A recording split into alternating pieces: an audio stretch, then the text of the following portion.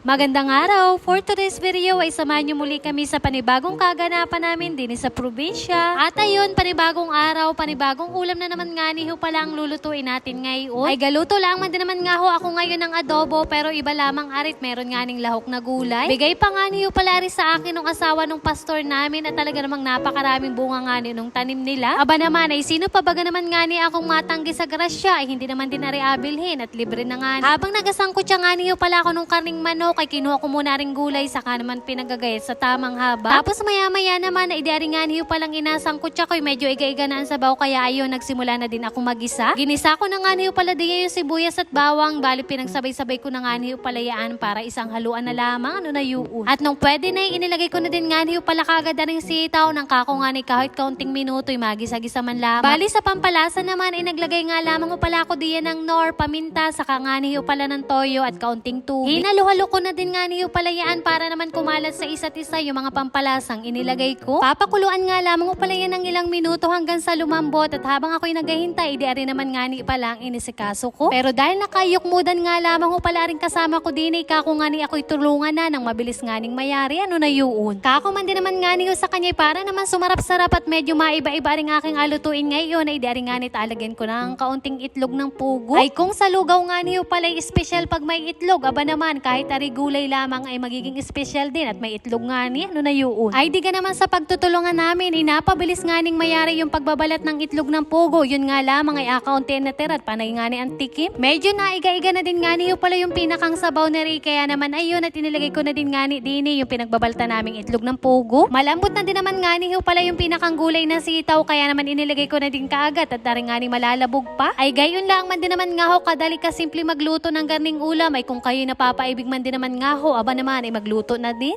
Ay pass forward na nga ho pala natin arit kinahapunan man din naman nga ho'y ari nga lamang ang aking inisikasot kakoy parang anong sarap gawin siya. Bukod man din naman nga ho sa pahinugin kong abukado din ay meron din nga ni kami dining dragon fruit at saka nga ni aring mga mangga. Bigay pa man din naman nga ho yan sa amin nung aming kamag-anak at saka nga ni aring manggay bigay nung kakilala ni ate ay talaga namang napakarami nga ni. Ay kaysa man din naman nga ho masayang ay agawin ko na lamang ngayon shake at nang mapakinabangan pa nga ni. Buti na lamang meron kami dining blender ay kako man din naman nga ho'y dini ko na lamang alagay at agiling-gilingin lamang naman na rin na yun. Kaso naman ay wala kaming pangkaskas sa yelo kaya naman ayun at ginawa na nga lamang ho pala namin ang paraan. Bukod sa dragon fruit shake aba naman ay nagawa din nga niyo pala ako din na ring avocado shake. Sakto nga niyo palang mainit ang panahon din sa amin ngayon kaya naman ayun at tamang-tama din nga ni pala ring gagawin ko. Bali aring nga niyo palang avocado kung gagamitin ngayon ay doon ko pa man din naman nga niyo pala sinungkit sa may lupa ni ate. Ay talaga namang nakakatuwa sobrang kapal nga niyo pala nung laman ay diga naman nga niyo sobrang ligat din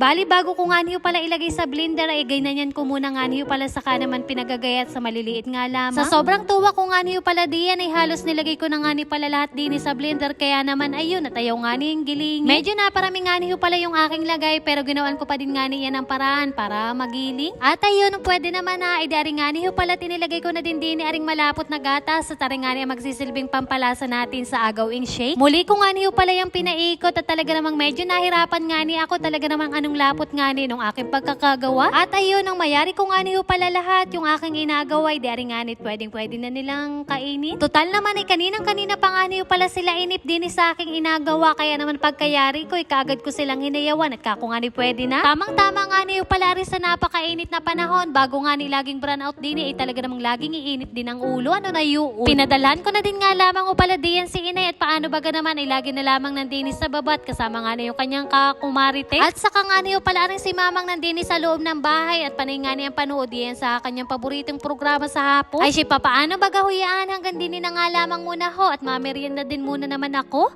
At yun lamang for today's video. Maraming salamat sa inyong panonood. God bless.